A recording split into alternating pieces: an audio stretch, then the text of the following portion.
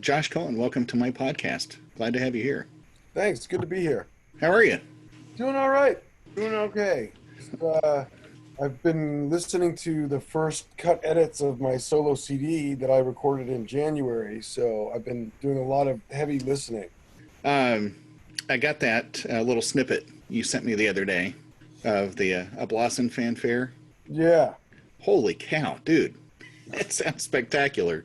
Thank you very much. The funny thing about that is that was after 6 hours of recording. Everybody had left, and it was the easiest day of recording of the CD. Hmm. And the producer just sat there. We turned off the lights in the church, and he just let me do like 20 takes or so. And yeah, no, thank you. Yeah, It's something I've been playing since I was a kid on piccolo trumpet, and right? then I got a real instrument and started, doing it slowly, messing around with different articulations, different speeds on the way up and on the way down, and Hmm. because it is so you can play it many different ways, and there's a lot of good versions of it, and hopefully this Well, is. yeah, I thought your phrasing was really, it's not a version I had heard before. And I'm thinking, okay, next time I play that, I'm going to do that. Some really nice, it's not like you just have to blaze through it, right? Like I think a lot of people try to do.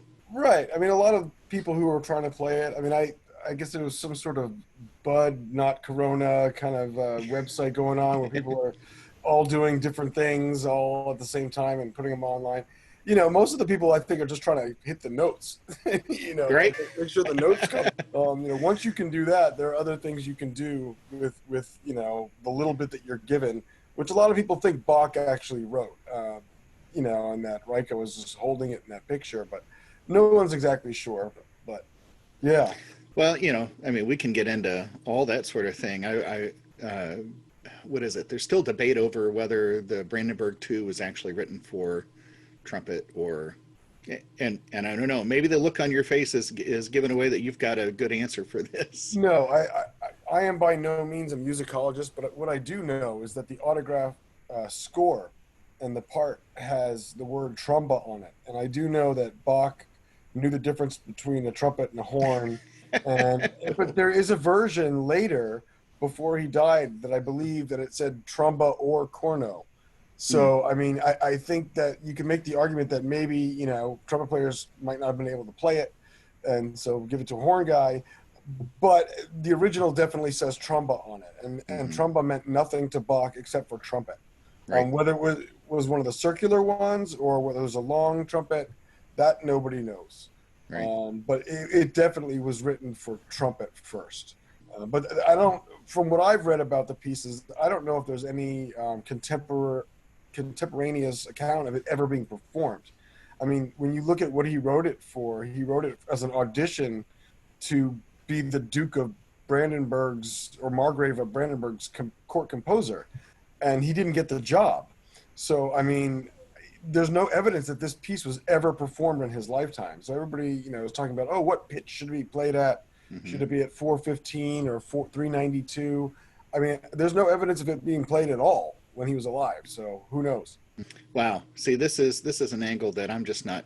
Well, I'm familiar with, but not that as part of my regular vocabulary. It's like 440's it, man. That's where I exist, and Right. to think about early music and period practice, performance practice. Yeah, I mean the reason 415 is a common pitch for what we now codify in like this early music Baroque, what we call Baroque pitch, is because Handel's tuning fork was at like 416, Mm. um, and they know that. I mean, all the pitch back then was entirely dependent on the pitch of the organ wherever you were. So, and those were different everywhere. In France, they tended to be much lower. That's why some people think that, Bach was writing for a French style orchestra. So maybe you could do Brandenburg at 392, which would actually make it in the key of E flat. And I mean, there's all these different arguments, but basically what's happened since about the 70s or late 60s with early music is that if you're playing Baroque music, any music primarily between 1650-ish and basically even Mozart or up to Mozart, You'd be playing at 415 just to have a kind of a standard what most people do when they're using early instruments. Mm-hmm. And in classical music, which I don't get hired to play a lot of that, but I do sometimes, and that pitch is at 430, which is really mind bending because I don't have perfect pitch, but I have perfect relative pitch where I Mm-hmm. could hear a certain note and then gauge go up. And I mean, I don't see colors when I hear notes. Right. I'm not one of those kind of freaky people, but I do have perfect relative pitch. And for me, 430 is the most difficult thing to get used to because it splits 415 and 440 in half. Mm-hmm. And it's really, it sounds like really sharp Baroque pitch or really flat modern pitch. And I absolutely do not like playing in 430. I mean, I have to when we do Mozart Requiem, which is performed a lot. Mm-hmm. Um, but people usually hire me to do, harder stuff that isn't just like Mozart. Right. I do get hired for that, and when it pays really nicely, I will do those jobs. But most Mm-hmm. people can, you can get a lot of different trumpet players to play classical music. It's not that terrible. Well, I'm one of those guys, and in fact, this past uh, oh my gosh, it was a concert right before the lockdown. It was in February, and we did Mozart 40 with one of the regional orchestras I play with. And I don't know if you can see the brass beginner, good grief, brass for beginners trumpet Yep, I got back here. yep. So I got a set of those, and I gave it one to the second trumpet player. We had about 6 weeks. I said, you know, if you feel up to it, let's do it. And I talked to the music director, and he said, okay, if it sounds good, well, let's do it. Well, it worked out great. You know, Yeah, play well. I actually worked for them a little bit, and yeah. I did very he sent me one a long time ago because my little daughter plays a little bit too, Mm-hmm. um, and then he sent me these F crooks for Brandenburg about 6 months ago or something, and I put them in there, and within 35 seconds I was able to play Brandenburg relatively well. Mm-hmm. And I sent him a little clip, and I think he put the clip somewhere. But you Mm-hmm. could totally play Brandenburg on those instruments. Right. They have a modern sound, but if you're really like wanting to start off on a Baroque instrument, they're the absolute best that you can get. I'm having a blast with it, no pun intended, right? But Yeah, it's a what I really appreciate about it, even with playing a modern mouthpiece on there, is you really do get a good sense of what that tone color was like, and oh yeah, I think it's gorgeous. I think it's the right sound for that, the Mozart and the Beethoven. I think and Handel, Haydn, um, yeah. So not that we're going to try to incorporate it on everything, sure. but it was nice to get my feet wet, performing that one. Yeah, it's a much different experience playing without the without valves. I mean, for me, especially in Baroque music, when you talk about, you could do all this stuff on piccolo. I mean, I was a Maurice Andre worshiper when I in the '80s when I was growing up, and Mm-hmm. I loved listening to Stephen Burns play Mm-hmm. piccolo trumpet, an amazing player. Ed Carroll, of course, Rolf Smedvig. I went to the Empire Brass Institute when I was in high school. I mean, he was, just like there's not many piccolo players better than those guys. And but what I quickly realized though is that these. I'm trying to make this sound not like I'm a big fat jerk, but when you have a when you have a piccolo trumpet, you have literally half the tubing of a Baroque trumpet. So when you have the tone of a Baroque trumpet is literally twice as good as a piccolo trumpet or more. No matter I've heard amazing piccolo trumpet players all my life, and even the ones with the best sound, like the most round open, usually a rotary valve kind of thing to make it a little darker, they don't compare to even a halfway decent Baroque trumpet sound because Mm-hmm. they're just and it's not their fault. It's just they don't have the overtones because they don't have the length. And Mm-hmm. so I made a conscious decision when I was in college. I was studying with Charlie Schluter, and at the same time also studying with my first Baroque trumpet teacher, Fred Holmgren. And I made the conscious decision that I'm gonna after my senior recital, I sold my shirts or piccolo. I played Brandenburg once on a modern trumpet, one time, Mm-hmm. and I've done it well over 100 or more times on Baroque trumpet. And there's just for me, there's no question that one sounds better than the other. Yes, you could sound cleaner on a piccolo trumpet, but you're getting a lot of advantages besides the valves is that there's half the tubing, and you're usually on a really small mouthpiece. Hmm. My Baroque trumpet mouthpiece is probably the size of a one. Wow. Not for Brandenburg. Brandenburg is the only piece, or the only key in F is Hmm. the only instrument I use a different mouthpiece than everything else. Hmm. B flat, C, and D trumpet are all pretty like almost a one Hmm. size mouthpiece.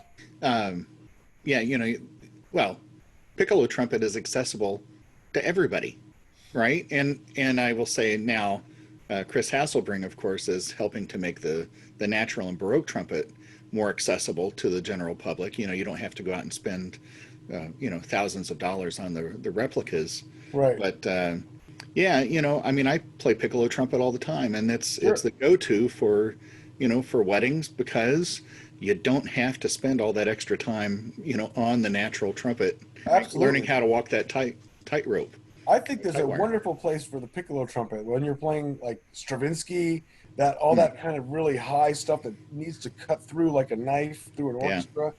I mean, but and for weddings, I mean, and modern trumpet players, I mean, let's face it, a lot of them like do wedding gigs, sure. and not everybody's going to have a Baroque trumpet. I mean, I've actually done a few weddings on Baroque trumpet when they specifically asked for Baroque trumpet, Hmm. and I even played a couple of funerals, believe it or not, where the deceased wanted to hear the trumpet shall sound um, Mm. at their own funeral, or Wow. I guess he wanted the relatives to hear. I don't know, Sure. but yeah. But yeah, the piccolo trumpet is very accessible. I mean, I Hmm. teach modern trumpet. I have two pretty good high school students who are going to be seniors, and Hmm. it's an awful time for them. I mean, one of them won Right. all state Virginia this year, but they canceled everything. So I mean, he has it like he won the audition, and then Right. it's a horrible time for. I feel terrible for students, and for all musicians. Right. It's awful. Right. So you said you made this decision your senior year of college, right? That you were, It but was probably more my junior year. I mean, so I what? loved studying with Charlie, but I knew I wasn't going to be a principal trumpet player in an orchestra. I knew So that. what was it that you heard, or who did you hear that you're like, okay, that's the path I want to go. That's the sound. Well, my first year of college, I went to Northwestern for a year and studied with Chickowitz. And when I was there, there was a master class by a gentleman at the time named Paul Plunkett. And Paul Plunkett was an Australian guy who studied Baroque trumpet in Europe, and was starting to do solo stuff. And he came to give a master class, and the first thing he played, and he said this, he's like, I'm not going to do an Australian accent, but he said, for all of you guys who think a Baroque trumpet can't be as clean as a piccolo trumpet, well, just listen to this. And he played the Reicha fanfare, and it was virtually almost perfect. And I'm like, that's what I want to do. I mean, and so I left Northwestern because there was no one to teach that there, and I went to NEC in Boston and Hmm. found a Baroque trumpet teacher, and I got a double degree in both with Charlie Schluter and Fred Holmgren. So that's about when I decided I was done with modern trumpet. Were you finding performance opportunities even at that time? In college, yeah, I got one of my first. I had my first couple of gigs on Baroque trumpet were in Boston when I was still in school. One was playing the Schutz Christmas Story with a group called the Spectrum Baroque Ensemble, and the other one was playing third trumpet in Boston Baroque, which is still a Mm. group in Boston. And I got to play, I think, Bach's Third Suite, and I was playing the third trumpet part. Um, and then right after I graduated, I went to McGill in Montreal, and that's where I started really gigging. And then Hmm. Then I moved back to the States and still had gigs in Montreal, and was starting to get more in the States. Okay, I'll edit this out. But I'm curious, how old are you? I am 46. Okay, I interviewed Jeff Nelson yesterday afternoon, Yeah, and he was at McGill, and I was just trying to think if you guys would have been there I roughly the same time. I think we might have been, Yeah. but I didn't run around with the modern brass people. I was hanging out mostly with recorder players and Baroque violinists and pretty sopranos and early music people. Yeah. I had a couple of friends in the modern brass thing, but he might have been. I don't know when was he there. I could tell you. I don't know. I think he was teaching there. Okay, yeah, I was there in 95 to 97. I was there. I think it might have been a little bit before that, but Okay. um, yeah. So it's funny you say, I wasn't hanging out with the modern brass guys. It's like I expected you to say I was hanging out with the cool guys, all playing period Well, instruments. I mean, like that. Who was actually at McGill with me at the same exact time was Tony Prisk. Oh, no kidding. Yeah, Tony is right before he got into New World. He was getting his master's in modern trumpet, and I was getting my master's in Baroque trumpet. So I knew him like in 95 through 97. We're still friends right now. I'm actually trying to see if I could help me get a job at Peabody teaching Baroque trumpet because he teaches there for modern trumpet. Yeah. So because they have a big early music program there.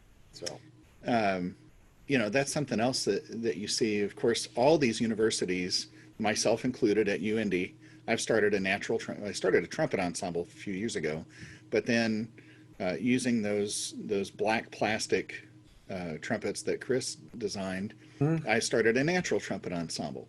I mean, and Okay. you see this going on everywhere. Jason Doval down at UK. I mean, great natural trumpet studio down there, Baroque trumpet, and it's like, He's the guy who edited the Brandenburg 2 virtual thing that I just put up there a couple weeks ago. oh no kidding, Yeah, Jason and I are good buddies. Yeah, yeah. we did the Altenburg for seven trumpets, and he edited that too. He's the guy. He was the brains behind it. I Wow. knew the people, and he had the know how. Well, that's impressive. But it's gonna come to the demand is going to be there, right? For there's going to be more people wanting to study to start that path going into college, doing the period instrument rather than a graduate program. And so I which means they're Yeah, going to need teachers. They're like you. They're going to need somebody to I do that. hope so. I mean, right now in the United States, there are basically three places you could go Hmm? with Jason Doval in Louisville, um, in Kentucky, and or wherever he is, Lexington, I think. Lexington, yeah. And then John Thiessen is in New York doing Juilliard. I don't Hmm. know how many students he has, but like there have been a lot of good students coming out of there because they're already good modern trumpet players. Hmm. And then Indiana Hmm. has a program where Chris Quapis teaches there. She's been there for a long time. Those are the only places I know that you could actually study Baroque trumpet in the United States. Right. Um, that's it. I have people randomly sometimes calling me for lessons. I don't know if you know Mary Bowden. Yeah, I do. Yeah, Mary wants to come for a lesson this summer if it's Hmm. safe. We were supposed to do Messiah together in Miami a couple months ago. Hmm. She was going to play second to me in with Seraphic Fire, but that got canceled. Hmm. But I played with her before. But like she doesn't that when she teaches at Shenandoah, she's not teaching Baroque trumpet. Right. Um, so like, there's really no. I mean, I get random people coming to my house for a lesson here and there, but I would love to teach at a college level. I think I for sure I have the experience at least that I could do that. I mean, I sometimes they really actually want a doctoral student, a doctor of Baroque trumpet.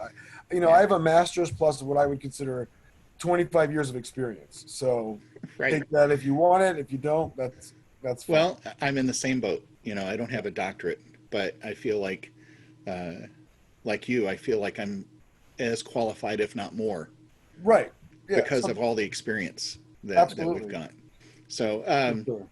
yeah, all the repertoire that's available. When people think piccolo trumpet or Baroque trumpet, it's like, oh, sure, you think um, Brandenburg or trumpet shall sound, but there's a whole lot of repertoire that and maybe a lot of it sounds alike. Maybe that's why people don't think that there's a lot. But um, where'd you start repertoire wise, and have you discovered some real gems, hidden Well, gems? yeah, I mean, we're two different questions. Where I started was I started learning, when I finally got a Baroque trumpet in Boston, I started with easy pieces like the Purcell Sonata.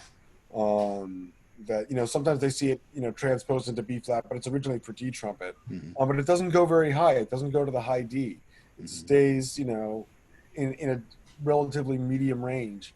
And then I played the Corelli Sonata, which is a little bit harder. Hmm. Um, but the stuff I just did on my CD that like I just literally probably 3 days ago the producer started sending me first cut things, not fully mixed, but like all the Hmm. mistakes taken out and all the good takes put together, and so it sounded like actual music. And the piece I heard in the 1980s that I heard done only on piccolo was a piece by Johann Samuel Endler. It's a Symphonia in F that is, imagine Brandenburg, but like 16 minutes of Brandenburg. Like Brandenburg, you're only playing for 4 minutes in the first movement and like 2.5 minutes in the last movement. That's like, barely. This piece is like 5 different movements for solo trumpet in F with two Mhm. horns and a full string band and oboes. It's a crazy piece that I can't wait till it comes out on Baroque trumpet because it'll be the first recording of it.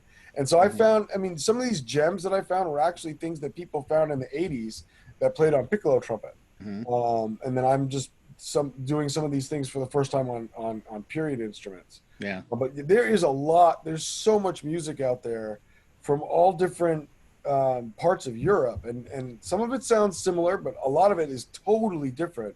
Like Mhm. the Bohemian composers, like Bieber and Schmelzer, that trumpet stuff doesn't sound anything like Torelli, and they were roughly at around the same time. And Mhm. then you've got Handel stuff, and Bach's trumpet parts are completely different.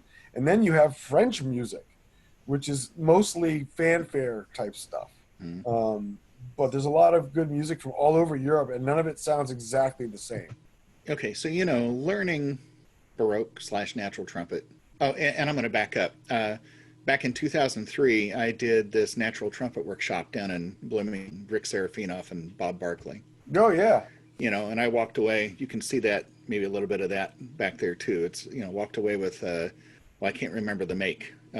Honline probably. Yes, thank you. That's it. And functional trumpet in D, it's at 440, but I've got a tuning bit to take it down to 430.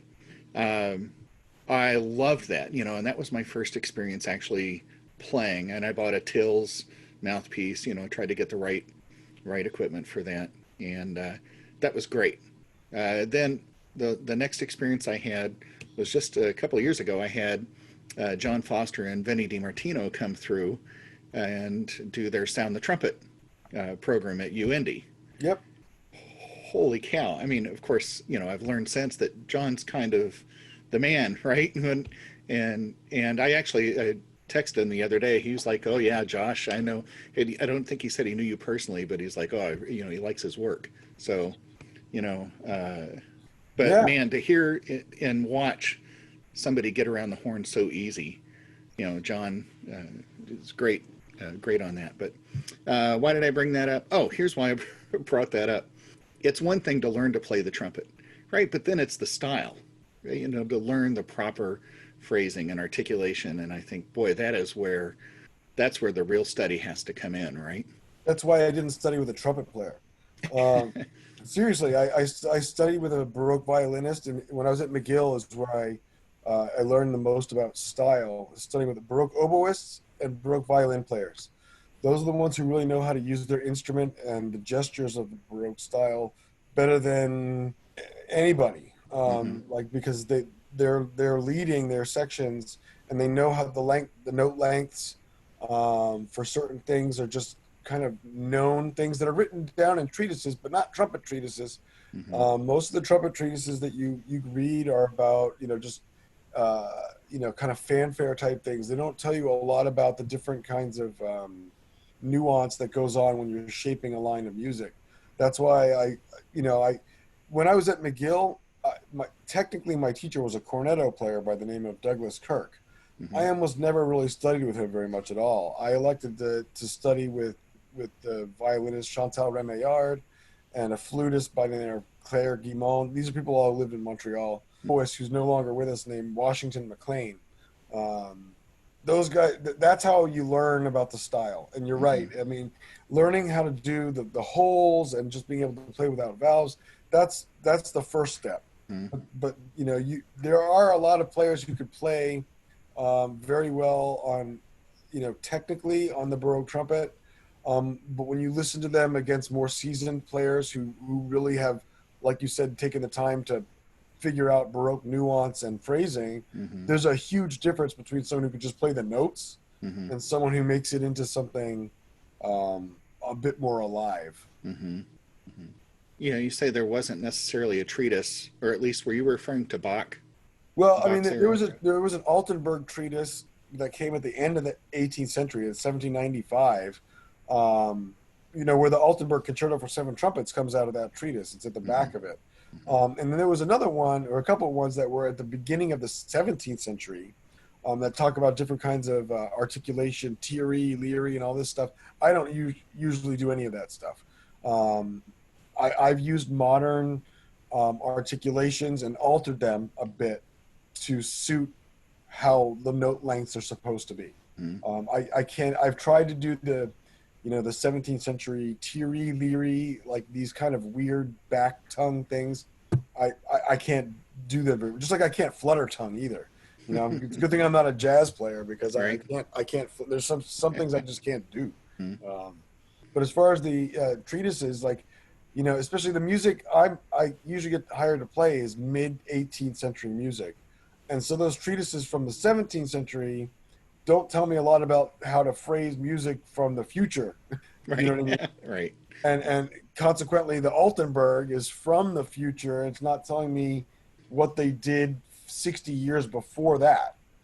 So it's a lot that's why a lot of the books that were written for oboe and for flute, especially, and the violin. Mozart's dad wrote a treatise for violin, but he was a Baroque composer, pretty much, and so that's where I learned how to do phrasing, is from listening to violinists and oboists, and Mm-hmm. not trumpet players. This question just popped into my head regarding tempo. I wonder, were there some eye-opening, ear-opening moments as you started studying these pieces where you realized that maybe this should be twice as fast, twice as slow? Well, a lot of people, I play Brandenburg a lot, or I hope that I get to. I used to before this pandemic, but a lot of, especially in that piece, sometimes the nature of the difficulty of the piece can help dictate what the tempo is. For instance, Brandenburg. I mean, I've heard recordings of it that are so slow that I would literally want to slap the conductor in the face and tell him, no, no, no, no. Um, in some pieces Brandenburg actually works better without any conductor. Just the Right. violinist just starting and you just play. Mm-hmm. But yeah, tempos tend. If you listen to old recordings of Maurice Andre, of like a Telemann concerto or a Telemann sonata, you notice how slow the tempos are. Um, I'm not quite sure that he just wasn't doing things because he could do them himself. That slow and that Mm-hmm. beautiful, and with that phrasing that he had. I don't think that there's any way possible on Baroque trumpet to do some of those tempos and have enough gas to make it to the end of the movement, let alone the rest of the piece. Right. But tempos tended to be a lot dictated on dance characteristics. And so some of the tempos you hear, especially in fast movements in Baroque music, might have moved a little bit more. I mean, no Mm-hmm. one will really know, but you can't imagine someone dancing a minuet one. No one would do that. So a lot of the recordings, as soon as you got to the 70s and 80s, people started using these dance characteristics and helping that dictate what the tempo could be. Mm-hmm. It doesn't work in the extra. If a composer writes Largo, that means he wants it slow. But Mm-hmm. Andante, that didn't necessarily mean slow as molasses. Right. It depends on what tempo you're walking. You Mm-hmm. know, because it's a walking tempo. You can walk quicker or you can walk slower. Right. So tempo, because unlike Beethoven actually had tempo markings. I mean, he had metronomes made for him so he could explain exactly what tempos he wanted. But there was none of that in the Baroque period that I'm Mm-hmm. aware of. So when they wrote a tempo, it was kind of in general. But we don't know, like, what a 17th century allegro, if that was the same Right. thing as it was in the 18th century. It could have been, but it might not have been. Little aside here. Are you familiar with Radio Lab podcast? It's an NPR program. No. Radio Lab, and it's a 17-minute episode called Speedy Beat, and Speedy Beat. yeah, it's all about Beethoven's markings. And Oh. Beethoven 5 is the music, the source music they use for that, and it and how there's all this debate on whether Beethoven really meant it to be this tempo or his metronome was broken, or the what's the manuscript, whoever's writing the manuscript put in the wrong tempo. Totally possible. But it's a fascinating episode, and I've listened to it and shared it with a few students just to say, you know, well, first of all, it's fascinating, but then second of all, it kind of makes you wonder sometimes how arbitrary tempos can be. Absolutely. It's like there could be a pocket where things just feel great, but it could be a wide pocket, right? I mean, you could do it a little bit faster, a little bit slower, it still feels good. And then there's those pieces, if you go too fast, it flies off the rails, right? So, Absolutely. yeah. Speaking of Beethoven 5, I actually got to play that on Baroque trumpet or classical trumpet with Kent Nagano, who conducts the Montreal Symphony, and he very rarely does early music groups. But I did it. I never get hired for top form music except for like 2 different times, and one of them was to play Beethoven's Fifth Symphony. 4 nights in a row, sold out. Amazing fans they have up there in Toronto. Mm-hmm. But to be honest with you, since I mostly play Baroque music, playing Beethoven was some of the hardest amounts of playing I've ever had to do. It was like, people say, oh, when you play Brandenburg and something else in the same concert, that's got to be much harder than Beethoven. Nope. Playing Beethoven loud and like mid-range loud forever is way more tiring for me than playing high stuff for some reason. Sorry, that was an aside too. Beethoven 5, and I barely ever play Beethoven. Back in 2006, I had my one and only shot so far to play Brandenburg 2. And it was with one of my regional groups that I play with. The first half was fireworks and water music. The second half was Brandenburg 2 and Brandenburg 3. And so I asked, the music director, I'm off for the 2 handle pieces. No, you have to play those as well. So it was a double on Friday. It was a Saturday morning dress, and then Saturday night concert. And I had bronchitis. I mean, it was such a chore that I actually had my second trumpet player assist me in the first movement on all the repeated. And then, well, I played that, but then all the repeated notes. Yeah. But holy cow, that was. I would not have done that concert at all. No. Well, yeah, but it was. I'll never do that again for sure. If Brandenburg gets programmed, that's all that I'm going to play for that concert. So I will do Brandenburg first on a concert, and then have the entire concert go. And on the second half, I'll play Cantata 51, but way far away from. And Brandenburg always has to be first. I won't go from a low horn to a high horn. Right. It's always got to be from that coming down. Yeah. So, I don't normally talk gear on these podcasts, but I'm curious about what kind of instruments you use. Are they instruments made for you? Are they actual 200, 300-year-old instruments? I just got a new horn, so no, they're copies. I got a new horn made by Matt Martin at Norwich. He says it's not Norwich, it's Norwich. Right. Norwich natural trumpet. And he made me one that plays from F415 for Brandenburg all the way down to C that I would need for Cantata 51. And it's solid nickel, because I wanted silver. I wanted a silver trumpet, but it was literally like 3 times more expensive. I mean, it's solid sterling silver is expensive. So it's nickel, which is a very hard metal. And so it's not easily dentable or scratchable or anything. It's pretty durable. But it's a silver in color instrument, and it's based off of an instrument made in 1710 by a guy named Kodich in Germany. Before that, and I still own it, I have an Egger 4-hole Baroque instrument, which is a copy of something from 1720. And I use the Egger sparingly now because basically when I need it to switch between 2 trumpets really quickly. But I've gotten so used to my Norwich Baroque trumpet that that's pretty much my main horn. My entire CD is on that trumpet. And it was built for me in 2017. This summer will be the third year I've had it. Yeah. Um, having sat in the orchestra now and played, and Mozart 40, I think it was C trumpet the whole way through. You didn't have to worry about, changing crooks. Right. But, I look at some of that music and I think the changes had to be so quick that maybe they had another horn sitting there, right? Did they just go ahead? Did they actually have time to put those crooks in? They Or had did they different. just pick?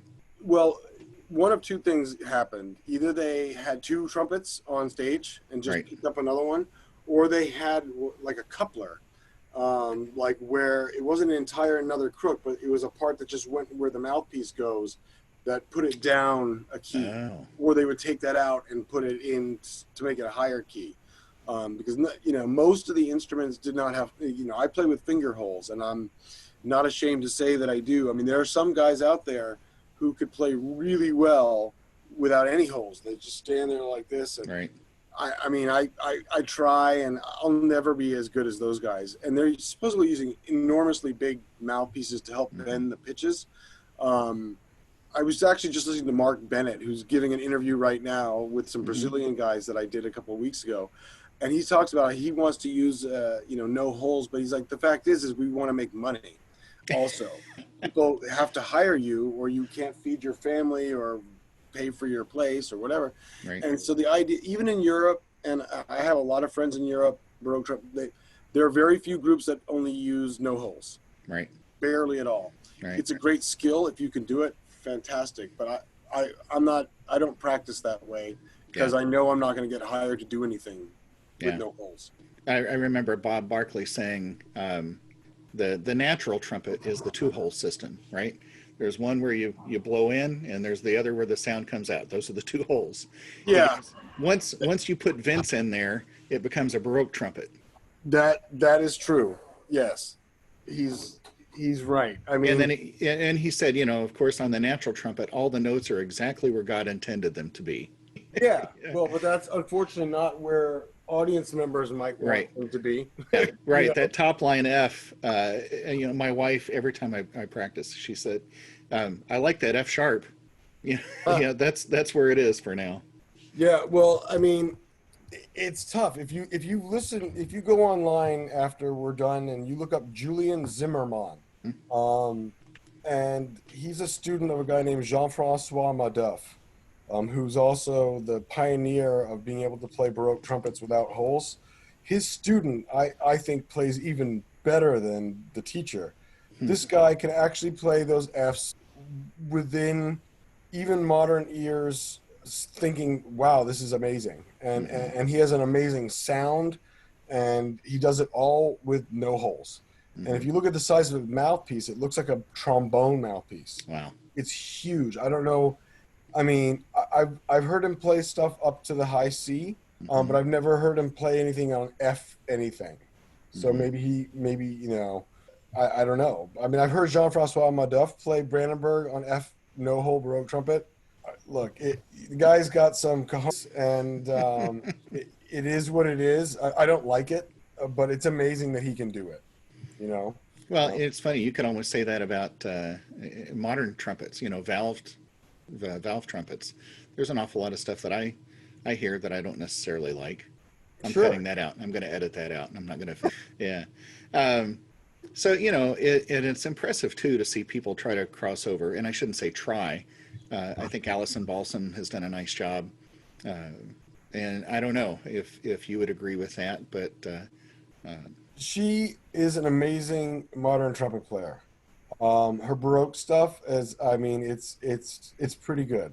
That's what I'll say. I mean, she's I'll edit this out. I don't want anybody to throw anybody under the bus. So that's what I'll say is that she's a fantastic modern trumpet player, and her Baroque trumpet playing is very good. It's very good, and she's done a lot for two things, showing that there could be an amazing female trumpet player as a soloist, which I think is amazing, and she's fantastic, and that there are really good Baroque trumpet players that are females too. My choice for my second trumpet player her name is Joelle Monroe, And she plays with the old guard in Washington D.C. Mm-hmm. She's their first Baroque trumpet player, and her sound matches mine so well that I use her for everything I can. There's Mm-hmm. two pieces on the CD for double trumpets, and she's my second trumpet player. And I just got the first edit for one of those pieces yesterday, and Mm-hmm. it's fantastic. She's just an amazing trumpet Mm-hmm. player, and Allison has done a lot for just getting women more involved in solo brass music, and that's terrific. Well, and you think about, I'm Oh, sorry. Oh, yeah. Yeah. Well, sorry, I didn't mean to talk over you on that, but I'm thinking, of course, with Mary Bowden and Seraph Brass too, oh yeah, and Tina Helseth and her group, and yeah. Tina even by herself. I heard I was at NTC no the ITG festival last year in Miami, almost exactly a year ago, Mm-hmm. and I got to hang out with Mary and a couple of the other girls in that group. And then I went to their concert that they did. They did like a 40-minute performance. It was fantastic. Mm-hmm. It was amazing. Like women, not women. It was just it was great. They're one of the best things that have happened. I've seen Tina's group, and she's amazing too. I don't like the moving around while playing. I think that's kind of I don't know. You can edit this out too, but I think it's completely ridiculous, and that it takes away from the musicality of whatever. There's a video of them doing Carmen, where they're Mm-hmm. marching around the Mm-hmm. stage. The playing's nice, but I could do without the theatrics. Sure. I Sure. mean, the days of blast are over. The marching around. You know, I, I didn't like that, but the playing is terrific. Yeah. And I've seen some of Tina's kind of like jazzy kind of classical things. Fantastic, Yeah. fantastic. Yeah. It's funny you mentioned blast. I was in a drum corps that eventually transitioned into blast, Oh, really? and I still have friends who are in blast. Well, nobody's in it right now because they're Right. not doing anything either. But It's still a thing. People that I didn't know that was even yeah, happening in still. Japan, I think it was still on a short run there. Cool. So I may be wrong. Uh, I've been wrong before, Yeah, a couple I of met times. Adam Rappa used to Yeah, do that, right? yeah, I met that guy at ITG last year too. yeah. Wow. So I wanted to ask about the whole recording thing. Um, I've seen, and I don't know if these were actual sessions or these were concerts that have been recorded, but I love, the conductorless, the true chamber experience, right? Where either the first violinist concertmaster leads or, you maybe lead things. In recording sessions, how do you do that? Do you have somebody actually conducting that? It's a really good question. For the things that had a lot of strings, my one of the producers was actually conducting. He's the um, he's the dean of arts at American University. His name is Dan Abraham, and he used to have a group called the Bach Symphonia that's now kind of defunct right now. But he's a fantastic choral conductor at American University, and Mm-hmm. his first instrument was trumpet, and it was my brainchild to do this CD, and he helped put everything together. And he conducts. So he conducted the Endler, the thing that had trumpet, two horns, oboe, full strings, timpani. He conducted that. Mm-hmm. But the smaller things where it was like a concerto for trumpet, two oboes, and bassoon and continuo, whoever was the first person to go was leading. Oh, So half the CD is conductorless, and the bigger stuff. I think the only thing that was conducted was the end and the Graupner and the Bond, Capelle Bond. He was a little known English composer of the 18th century, same mm-hmm. time as Handel. And he conducted that one because it needed just a little bit of direction Right. because there was a lot of moving parts that were happening in it. Mm-hmm. So I think about half the CD was conducted, half of it was conductorless. Um, when I'm doing solo stuff, I don't want a conductor there. You don't need one, and you've already worked out what you're doing. You're not sight reading, so Right. Brandenburg. I don't think I've ever done it with a conductor. Maybe one or two times I've done it with a conductor. Every other time Mm-hmm. it's just look at the first fiddle player, bam, you go. Mm-hmm. Um, you know, uh, conductors are important, especially for choral music. That's what you need them most for in Baroque music, Hmm. not necessarily instrumental music. Even you could do symphonies without a conductor. Earlier symphonies, not like Mahler or anything like that, but like There are many symphonies I wish we had not had a conductor. yeah. I mean, when you think about it, mostly they just wave around their arms until the music's over. Hmm. Um, but like sometimes it's necessary. I mean, when you're doing Messiah, you can have someone conduct from the harpsichord. Hmm. That's easily, well, not easy, but that's totally doable. Hmm. But for the most part, most of my Messiahs are conducted, like there's a conductor, Hmm. mainly for the chorus. So here's a what's the word? Here's a oh man, I'm having a senior moment, and I'm not even that senior yet. Here's a contestable question. Sure. Vibrato, Mm-hmm. does it exist in Baroque music? Okay. Um, for the trumpet, not so much.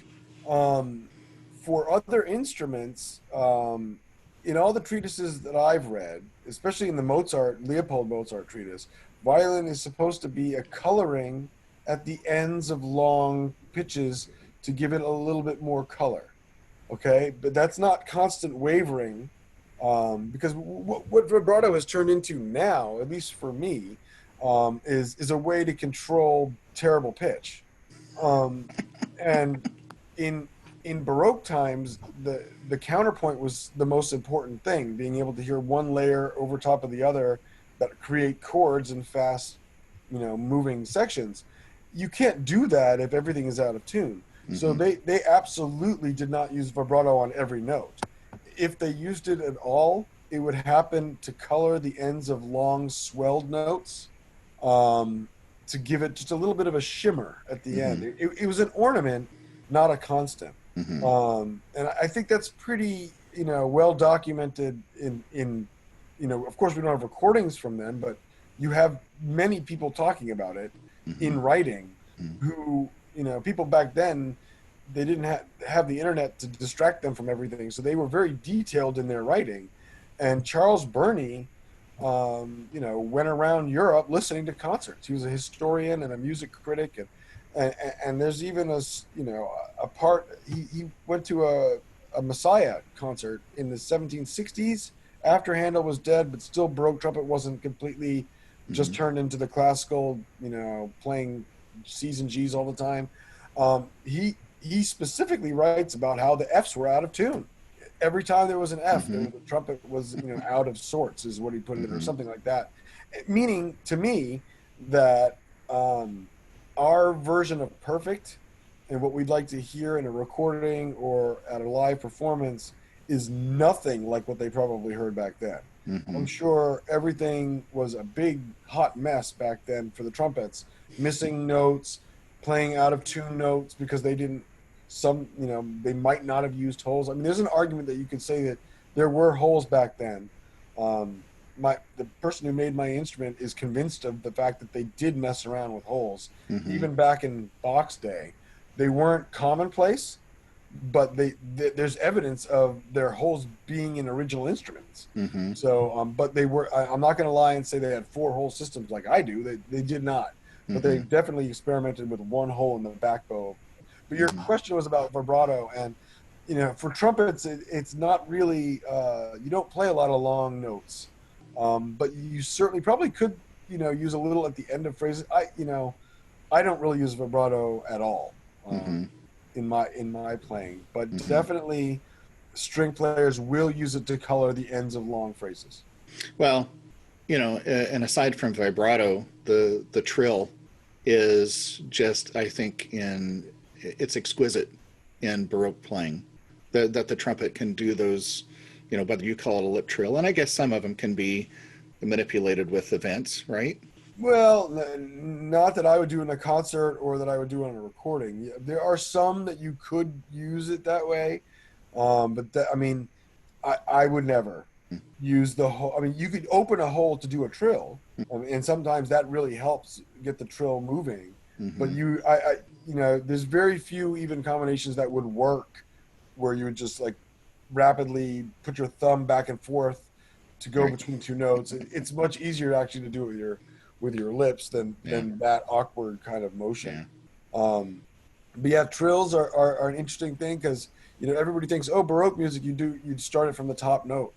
Well, that's true in a lot of situations in the 18th century. In the 17th century, it was the opposite. You would lean on the bottom note and trill, and then turn out of the trill. Like instead of dam, you'd go dam, bum, bum, and you'd lean on the Mm-hmm. bottom note. Right. But when you play Handel and Bach, usually it's from the top. So you mentioned lip trill, but now I'm thinking, like on the back of all the ITG journals, they usually have, oh, maybe not on this one, but you've seen the ones where they have the mouthpiece, all these engravings where they have the mouthpiece, or paintings where they have the mouthpiece way over on the side. I play off to the side. Well, and I wondered, is that by choice? Is there something to do with the Baroque mouthpiece that facilitates better on the thinner part of the lips? Well, the reason I did it, and I started playing off to the side of my mouth probably by the 6th grade, and I started in 5th grade, was because my teeth were flatter against Hmm. themselves on this side over there. Hmm. Um, Now, cornetto, the instrument, the black, looks like a Hmm. black banana, they Hmm. literally play that on the corner of their lips. Now modern players a lot play it like a trumpet, but Right.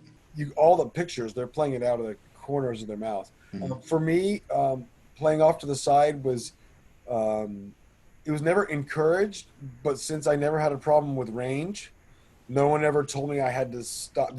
I'll tell you, the only person when I auditioned for colleges that said I will absolutely change your embouchure if you come to Michigan, and so I didn't go to Michigan, was Armando Gatala. He basically told me, he's like, "You sound great, but we're going to change your everything about what you do." And I'm like, "Well, I'm not coming there." Right. Um, no one else has asked me to change my embouchure, and I figure if you could play Brandenburg, why do you have to change your embouchure? Well, that was a whole Chickowitz thing. If it ain't broke, don't fix it. Absolutely. Right. Exactly. I agree. I mean, there's a lot of very strange, I mean, look at Dizzy Gillespie. I mean, who plays like that? But he's amazing. He was amazing. I Hmm. mean, Hmm. there's many different ways, that you can. The most important thing is, does it sound good? I Hmm. try to have a view of music where a blind person should be able to just listen to you and think that's beautiful. It doesn't matter how you look when you're doing it. I mean, I know there's some Baroque trumpeters that I know that have really weird embouchures where their neck is back and all these different weird things. But it doesn't matter what you look like when you're playing. It's what comes out of the bell. I have a herniated larynx, where the left side of my neck bulges out when I play in the upper register a Hmm. lot. And Hmm. I had it checked out when I was in high school.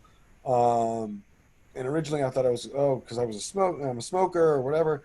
It has nothing to do with that. It's they're little perforations where you would not even know that they were there unless you played an instrument with a lot of back pressure. Hmm. And there was a way to fix it, but the doctor said there's a 20% chance, since it's so close to the vocal box, that you'll never be able to speak again if something goes wrong. So I thought about it for about a minute, and I said, forget it. If I can play what I can already play, Hmm. why am I going to try to change anything? And Hmm. so I didn't. Hmm. And that was before I even got into college, before I could even play Brandenburg. Hmm. Um, so So you've got a couple of modern trumpet students, right? yep, You mentioned that. You take them through the standard repertoire, the Charlier and such. exactly. In fact, my one of my students just entered a competition yesterday where he was doing Charlie A2. Um, he actually did a really nice job. And all these things now, they're live, no cut, no edits, just you and your trumpet playing all of Charlie A2 without messing up, hopefully, that much. And it's hard, but yeah, it brings me back because I was in a youth symphony. I'm from this area where I live in now again, right outside of Washington D.C., and it happens to be the home of one of the better youth symphonies in the country. With Gibso in Boston, there's a couple other ones that are really famous, but the Northern Virginia Youth Symphony, which is Hmm. now called the National Youth Symphony, they changed names since I've been there. Hmm. Um, you know, I had to do all this rep. We did Mahler 1, we did all these, in high school, like, really high level high school stuff. And, Hmm. I had to do some of that when I was at college, even though I was doing Baroque and modern. But then since then, I hadn't, done any modern trumpet playing at all. Like I literally only play to when I teach. Hmm. But then now that I've had a couple, these students that I have that are now going to be seniors this year, I've had them since fourth grade. Wow. And so I've had them, and they're both next to each other in the orchestra. Um, and one of them made first chair all Virginia this year. Can't Hmm. participate. I only have two students. I don't have a lot of time. Well, now I have all the time in the world. Right. But like before that, I was gigging a lot, and I didn't like Hmm. to have to cancel lessons. Um, and I have a full time job too.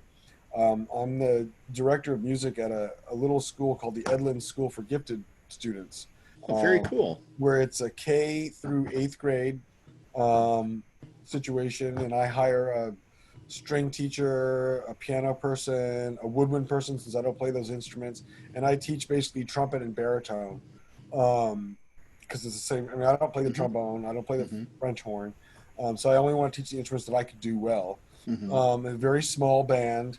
But I also teach general music, where we do composers of the month, and they learn about Western music and how the kids are supposed to try to learn how to read treble clef by first grade. We start recorder in second grade. Hmm. Um, Are you doing solfege? no. The And that's chorus, not a judgment because you no, said no. the chorus teacher and I have different views about solfege. I look at Northwestern. There was movable dough, Hmm. and when I went to New England Conservatory, they're a very Parisian kind of style of conservatory, so it was fixed dough, and I believe in fixed dough, and the choir teacher believes in movable dough. So we just agreed not to do solfege. Got it. Yeah. I see the advantages of both movable and fixed dough. I had 3 years of fixed dough and 1 year of movable dough, and Hmm.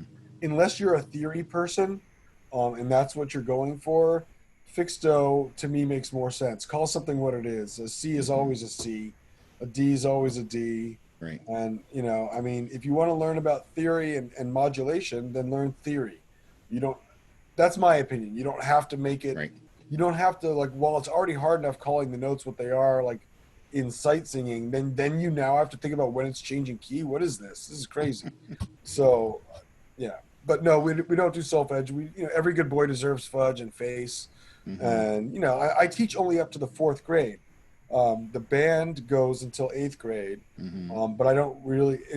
With this new virtual stuff we're going to do next year, I think I'm going to have to do an enrichment course, which I will Hmm. do even more in detail. Music of like composers of Western civilization class kind of thing, where they can learn about medieval, going to Renaissance, going to Baroque, to classical, to Hmm. Hmm. 20th century. So they have a kind of like a very short compendium of music history. But yeah, I'm fortunate to have a full time. I mean, I'm getting paid over the summer. I got paid during the whole quarantine. I didn't have to go on unemployment. I mean, I I just recently took a grant for small business people who have lost money because of. Hmm. I mean, I probably lost $20,000 to $30,000, Yeah. but that wasn't my only source of income. So Right. I kind of didn't even apply for the early grants and stuff because I have so many friends that all they do is gig and they have nothing now. At least I had a full time job. Yeah. That's me. Yeah. Yeah. So, and here I am, spending most of my time now taking care of interviews and all that. But it's great. Um, well, that's a pretty cool thing to know about you. Most people look at you and think, oh, there's a Baroque trumpet player, but then to find out that you're teaching elementary, yeah, Yep. that's a pretty good angle My to add. my wife, I have like two different lives. Like my daughters see me come home in a tux, and then the next day I'm teaching like K4 kids doing like little silly little songs, like shaking like maraca eggs and stuff with Right. toddlers. I mean, I'll be honest with you. I would like to just play, of course, Sure. but I realize how important it is for a new generation of musicians to appreciate classical music. And Hmm. I take the fourth grade every year goes on a field trip to see me play with the Washington Bach Consort. There's a free noontime cantata. Hmm. where for the whole week of class before they go, I teach them about the piece, the instrumentation. Even though I'm very not religious as a personal choice, but all these cantatas are based upon religion. So we go over the story that Hmm. the piece is about, and then we talk about the individual movements. So when they get to hear this as fourth graders, they already know what they're going to hear. I'm not just Hmm. taking it's not a music appreciation. I just listen to some classical music. Hope you like it. They Right. learn. Oh, they know more about it than almost everybody else there besides the musicians playing. And you know the owner of the school appreciates that. You know she has someone. They give me. You can edit this out too. They in case any of my colleagues are watching. They Yeah. give me Okay. 20. They give me 20 paid days to bugger off and do gigs all over the country. Well, Most so that means they see the value in yes, you participating in that. correct. They Yeah. Yeah. Most teachers get 10 days like sick days. I get 20, which Yeah. is significant. I mean, I've Yeah. never had to turn down a gig. That's great.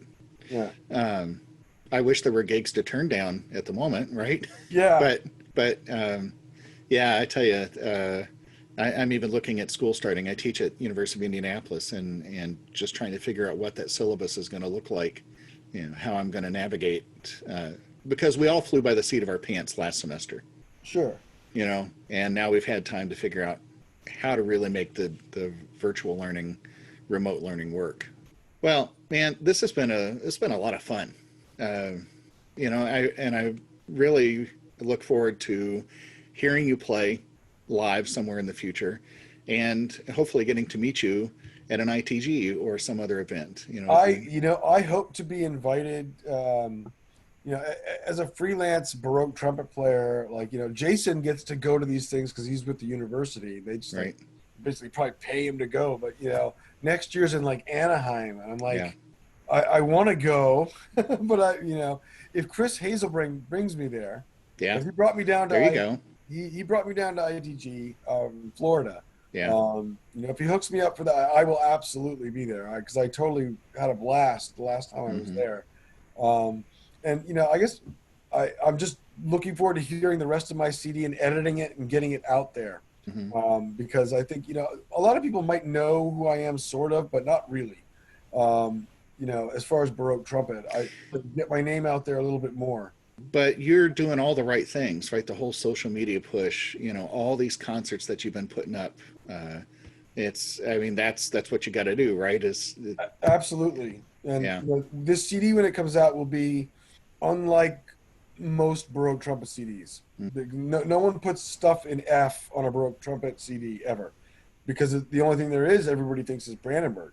Well, man, thank you. I appreciate your time, and I've learned more about natural and Baroque trumpet than I ever knew before. Well, thanks for Which having me.